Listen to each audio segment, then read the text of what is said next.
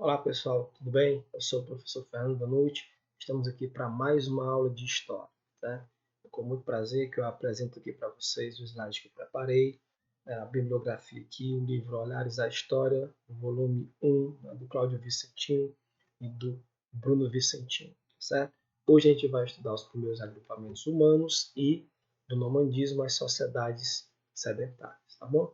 Primeiro a gente vai se perguntar o que é a pré-história. Né? Numa definição clássica tradicional, a pré-história é o período anterior à invenção da escrita. Considerava-se no século XIX que só havia história a partir do período em que os seres humanos desenvolveram a escrita. Né? Obviamente que esse é um termo eurocêntrico, né? A partir da concepção europeia do século XIX, né?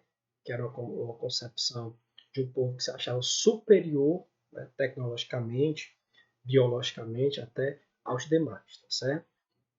E, olhe bem, esse é o maior período da história da humanidade. Ele vem desde o surgimento do homem na Terra, né, da humanidade, até a invenção da escrita. Isso está mais ou menos, pessoal, 6 milhões de anos atrás. Certo? A invenção da escrita é mais ou menos 4 mil antes de Cristo. Então, nessa concepção de história humana, só teríamos 6 mil anos. Certo? Obviamente que isso é uma concepção errada. A humanidade tem cerca de 6 milhões de história e a maior parte delas, né, dessa cultura incrível, fabular, a gente ainda conhece muito pouco. Nessas imagens aqui a gente pode ver que são imagens que representam registros ágrafos, quer dizer, não escritos, né, utilizados para o estudo da pré-história. Pintura rupestre do sítio do Boqueirão da Pedra Furada, essa daqui, ó, a gente vai já ampliá-la, e também pintura, cadê? Não, pintura não, cerâmica, né, essa outra, ó, vou mostrar aqui da Pedra Furada, essa, lá no Piauí, São Raimundo do Piauí, e essa outra são vestígios de cerâmica no Vale do Guaporé, né, lá no Amapá, certo? São vestígios da cultura marajoara. Ó, esse período não tem fontes históricas, que a gente de pré-história tem, a gente acabou de ver duas delas, né? Sim, ó, são registros ágrafos, quer dizer, não escritos, como a pintura rupestre, esculturas, relatos orais, vestígios materiais e fósseis. Tá? Então, esse período representa o início do progresso da humanidade? Sim, também. Ó, né? Sim, com duas aspas, tá certo? Já me corrigindo aí. Porque a ideia de progresso ela é uma ideia muito vaga, uma ideia imprecisa que a gente vai já discutir sobre ela aqui. Ó. Porque se você olhar para a história da cidade de progresso, ela não pode ser vista, porque senão você vai compará-la às culturas atuais, né? Culturas tecnológicas, científicas, e vai dar essa ideia de atraso. Então a pré-história é o início, sim, da história, da cultura, né? Da humanidade, não do progresso, tá certo? Mas ali tinha um certo progresso? Tinha, entendeu? Porque uma sociedade que está em progresso quer dizer que ela está em desenvolvimento, entendeu? Então por isso que eu falo para colocar as duas aspas ali. Como a gente pode ver aqui, ó, no texto aqui de Hegel, né, do grande filósofo Hegel, a África não é uma parte histórica do mundo, não oferece qualquer movimento, desenvolvimento ou qualquer progresso histórico próprio. O que entendemos propriamente por África é o espírito sem história, o espírito ainda não desenvolvido nas condições naturais. Isso que é uma concepção de Hegel no século XIX. Importante perceber isso. Só coloquei a citação para a gente perceber como era, né, o consenso da época, de que história era que estava escrito, como não encontraram documentos escritos, né, na África Negra, porque o Egito faz parte da África, no Egito tem sim, né, documentos escritos, a concepção da época era de que a África não tinha história.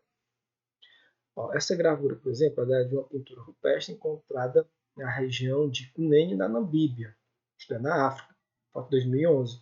Ó, a gravura rupestre, diferentemente da pintura, né, foi esculpida em pedra, também pode ser chamada de petróglifo. É incrível que fala do animal que eles caçavam, certo? Essa aqui é a vista aérea do trecho da mata de cocais, né, em Teresina, no Piauí, com área desmatada. por extração de areia. Né? Olhe bem, isso aqui é a ideia que a gente tem de progresso. O que estaria errado na religião do progresso não é, evidentemente, a justa aspiração que todos os homens nutrem de viver melhor, mas os hábitos de dominação que esse desejo foi gerando por via de uma tecnologia destrutiva, de uma política de violência. Em outras palavras, a sequência dos tempos não produz necessariamente e automaticamente uma evolução do inferior para o superior. Então, nem sempre o progresso quer dizer uma melhoria. Como a gente pode ver aqui nessa outra imagem que eu coloquei, é uma região, né, desmatada, é um rio totalmente deteriorado, entupido de lixo, certo? Então, a ideia de progresso nem sempre quer dizer, significa, né, uma ideia de uma vida melhor, né, de uma condição de vida melhor para aquela comunidade, para aquele grupo de pessoas. E agora a gente vai entrar na questão do evolucionismo e do darwinismo. Segundo o evolucionismo, os seres vivos sofrem mutações genéticas e os mais adaptados ao ambiente sobrevivem. Olha bem, não os mais fortes, como costuma se dizer, mas aqueles que melhor se adaptam ao meio ambiente. Né? Essa é a explicação científica. Tem também a explicação mística religiosa, certo? Que está tanto na Bíblia quanto em outras mitologias. No exemplo aqui da Bíblia, Deus criou o homem à sua imagem e semelhança, fez um boneco de barro, deu solto. Essas mitologias também têm em todas as culturas, certo? Não científicas, né? Mas explicações através do imaginário daquelas pessoas, de experiências que eles dizem ser divinas. Os gregos, por exemplo, diziam que a humanidade veio a partir da vontade, né, criativa dos titãs, né, dos deuses clássicos, Zeus, como a gente conhece, Hades, Poseidon, né, e esses, por sua vez, vieram a partir da morte do pai deles, né, que é o Cronos, certo? Que surgiu, né, esses filhos surgiu a partir de uma relação que ele tinha com a terra, que é Gaia. Ele, com medo dos filhos matar, engoliu os filhos, até que Gaia engana ele, fazendo engolir uma pedra ao invés de Zeus, e Zeus acaba crescendo, montando uma guerra dos titãs ali contra os deuses, né, e eles acabam vencendo. Segundo os dados que a gente tem sobre a evolução humana, né, a nossa espécie ela deriva de um muito antigo, de cerca de 2 milhões de anos, né, de um gênero, que é um conjunto de espécies chamado de hominídeos. Certo? Esses hominídeos são o ramo evolutivo dos outros primatas, né, de todos os primatas que surgiram há 6 milhões de anos atrás. Os mais conhecidos e importantes aqui para a nossa discussão são o Australopithecus, que quer dizer macaco do sul, né? Austro quer dizer sul, e Pithecus macaco. E o Homo, esse gênero Homo, que vai dar origem ao termo humano, da qual nós, a nossa espécie Homo sapiens, evoluímos. E as principais espécies do gênero Homo são essas aqui, ó. O Homo habilis, Homo erectus, Homo ergaster, Homo neanderthalensis e Homo sapiens. Esses termos que acompanham o gênero, né, esses segundos nomes, eles são relacionados a características da pessoa ou local onde foi encontrado. Por exemplo, Homo habilis, na habilidade em latim, erectus, de ereto, andava a pé, há cerca de 2 milhões de anos. Homo ergaster quer dizer trabalho, homem que trabalha, né? Já desenvolvi essas características de trabalho na África. O Homo neanderthalensis, na cidade na região de Neander, né, na Alemanha. E o Homo sapiens vem de sapiência, inteligência, raciocínio, né, raciocínio lógico. E na África, esses vestígios mais antigos dessas espécies foram encontrados. É importante perceber que não foi em sequência, primeiro o Aves, o Erectus, não. Eles chegaram a conviver durante muito tempo. O Homo neandertal, por exemplo, foi extinto há 70 mil anos. A nossa espécie ela tem 150, entendeu? 1000 anos. Só para a gente ter uma ideia. O Homo erectus e o Homo habilis conviveram junto com o ergaster e com o neanderthalenses também. Porém, a espécie que melhor se adaptou ao ambiente foi a nossa, Homo sapiens, né, e é a que prevalece. Nessa imagem aqui a gente pode perceber que os hominídeos australopithecus, certo? Surgiram e só ficaram aqui na região da África, as partes redondinhas. Né? Os homos, esse outro gênero que foi evoluindo a partir desse hominídeo inicial, né, primata, ele acaba se espalhando em tempos diversos, em momentos diversos, pelo planeta. Né? O primeiro que vai fazer isso aqui é o Homo erectus. Aqui, desse outro lado aqui, a gente pode observar a imigração inicial, né, onde eles viviam aqui na África, depois vão se expandir para a Europa, leste da Ásia, até a Austrália, certo? E por fim vão fazer uma migração até a América. Essa migração até a América, ela ocorre a partir de 40 mil anos atrás, mais ou menos. Isso é o que a gente tem de notícia hoje, porque pode ser que mais descobertas, né, mostrem o contrário. E esses grupos humanos chegaram a partir de pontes de gelo pelo Estreito de Bering, a gente pode observar aqui, até a América do Sul e provavelmente também pelas ilhas polinésias pelo oceano. Observe que a gente está falando de uma era do gelo que acabou há 10 mil anos atrás. Então, nessa era do gelo, o clima do planeta era diferente, era mais frio, então quando a água evaporava, ela não caía de forma líquida, ficava nas geleiras. Então, observe nessa parte mais lilás, que eram terras submersas, né? Ou melhor, terras emersas, terras que estavam fora da água, não estavam cobertas pela água do mar, certo?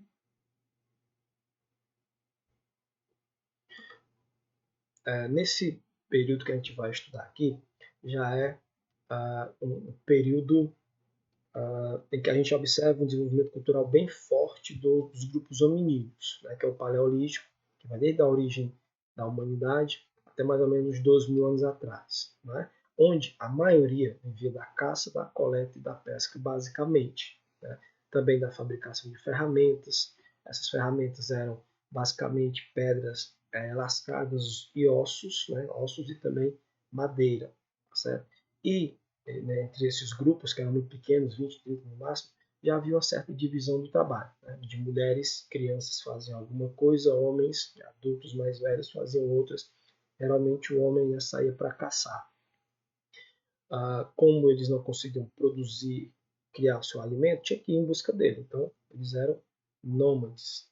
E é desse período que a gente conhece, a gente tem os exemplos mais antigos, né, da arte rupestre, que são as pinturas e esculturas nas paredes. Certo? Os historiadores acostumaram-se a separar a coleta e a agricultura como se fossem duas etapas da evolução humana bastante diferentes, e a supor que a passagem de uma para a outra tivesse sido uma mudança repentina e revolucionária. Vou grifar aqui para a gente analisar. Hoje, contudo, admite-se que essa transição aconteceu de maneira gradual e comparada, digamos assim, concomitante ao mesmo tempo. Né? Da etapa em que o homem era inteiramente um caçador-coletor, passou-se a outra, em que ele começava a executar atividades de cultivo de plantas silvestres, limpava a terra, arrancava as ervas daninhas. Não é? Tudo isso era feito como uma atividade. Aprendia também a cultivar, né, plantas a partir de sementes, de manipulação de animais, certo? Reunião e proteção, mas também tudo isso era feito como uma atividade complementar à coleta e à caça. A passagem para a agricultura foi precedida da domesticação de plantas e animais, escolhendo as variedades mais interessantes para produzir, para cruzar mais adiante, iniciando o processo de seleção artificial. Mas a domesticação não é mais que uma das condições da transição para a agricultura, que somente culminou quando se conseguiu obter uma dieta que proporcionasse todos os alimentos nutritivos, cereais, carne, legumes, etc., né? Que tornasse possível depender por completo do abastecimento de plantas e animais domesticados. Então não é correto falar que foi uma revolução agrícola, não.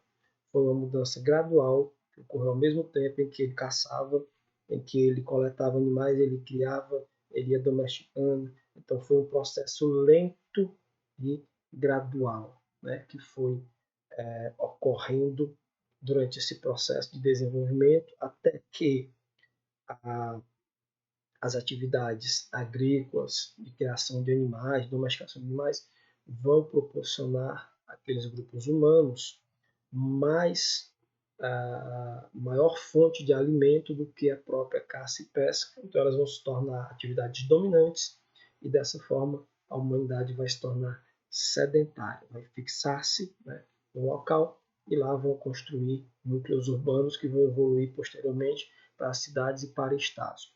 Nessa imagem aqui a gente pode observar uma pintura rupestre, de cerca de 5.500 anos, em Tassili de Alger, no Saara Central, né, centro-oeste da Argélia.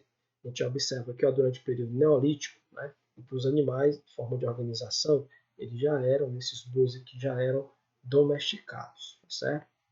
E essa região, que hoje é o Saara, né, ela tinha um clima fértil, estilo mediterrâneo, chuvoso, um clima ameno, ela era cheia de florestas, né, uma terra rica, tanto em fauna quanto em flora. Depois mudou, o clima mudou e lá virou um deserto, né, como a gente conhece, o deserto do Saara.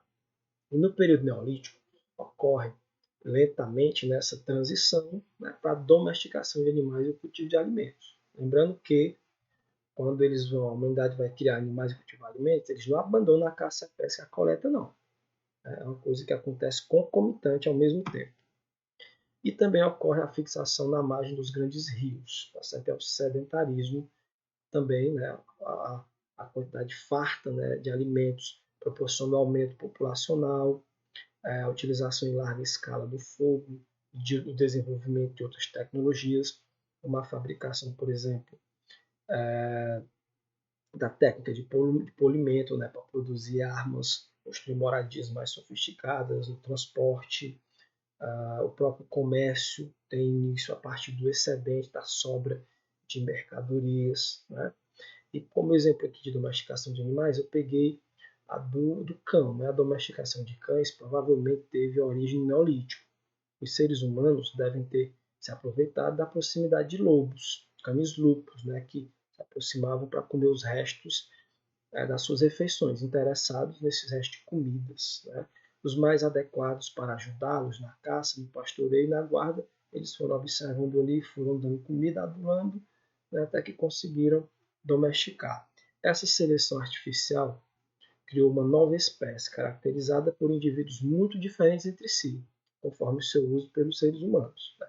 Conforme aqueles grupos iam usando esses animais, eles foram se adaptando àquelas atividades e assim evoluindo das diversas formas que a gente conhece hoje.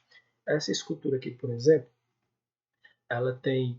são figuras humanas, principalmente femininas, e também de animais. Né? Eram temáticas comuns nas esculturas das mais antigas populações. Essa aqui é uma estátua que é encontrada na cidade de Catalfiluyuk, com mais de 8.000 anos. Dá um zoom nela aqui para a gente ver um pouco melhor. Né? Provavelmente os animais é uma deusa da fertilidade. A gente pode observar aqui pela escultura dos seus, que representa a fertilidade. Era a grande mãe, né? A deusa da terra, que proporcionava o cultivo de alimentos. E na Idade dos Metais, já na parte final do Neolítico, ali, cerca de 8.000 anos, esses grupos humanos, com tempo, né, para poder desenvolver suas atividades mentais, seu raciocínio, começam a potencializar, né, a sua criatividade, descobrindo metais como o cobre, o ferro, o bronze, por exemplo, que é uma mistura do, do cobre com o estânio, né? Também desenvolvem a cerâmica, objetos, vasos, para facilitar tanto o transporte como a conservação, né, desses alimentos. E conforme essas sociedades vão ficando mais complexas, há uma diferenciação social. Né? Eles vão atribuindo atividades a cada um dos grupos, né, atividades de liderança, outras atividades de guarda, de vigia, de trabalho, atividades sacerdotais, né, e vice-versa. Vai acabar criando uma diferenciação social que é característica desses primeiros estados. Né? Só para a gente poder ver como era aqui o deslocamento da África, por volta de 6.000 anos a.C., mais notadamente entre 2.500 e 500 a.C., o clima começou a ter um progressivo ressecamento, no caso da África. Em consequência, enormes migrações foram se deslocando para o norte e sudeste, né? E leste também, né? Abandonando a região. Significativa parcela das populações mais clara migrou para o norte do deserto, dando origem à população mediterrânea, cuja língua é berbere, né? E estaria estruturada por volta de 2.000 anos a.C. Dela derivam os líbios, que ameaçaram o Egito faraônico, os habitantes do atual Marrocos e os ancestrais dos tuaregs do deserto, etc. A maioria da população negra, por sua vez, migrou para o sudoeste da África. Até hoje, na África Ocidental, o grande número de povos, Sai, Urubá, Axante, afirmam descender de imigrantes vindos do nordeste do atual habitat. Né?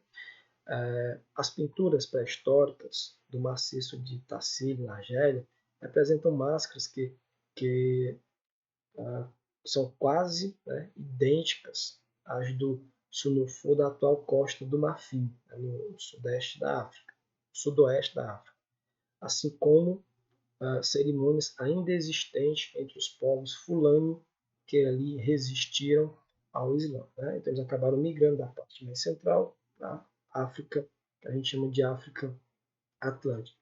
Nessa imagem aqui a gente observa culturas datadas da Idade dos Metais, encontradas em sítio arqueológico na fronteira entre Macedônia e a Bulgária. Observem aqui a qualidade desses artesãos, né? A perfeição aqui nos detalhes, na pele, né?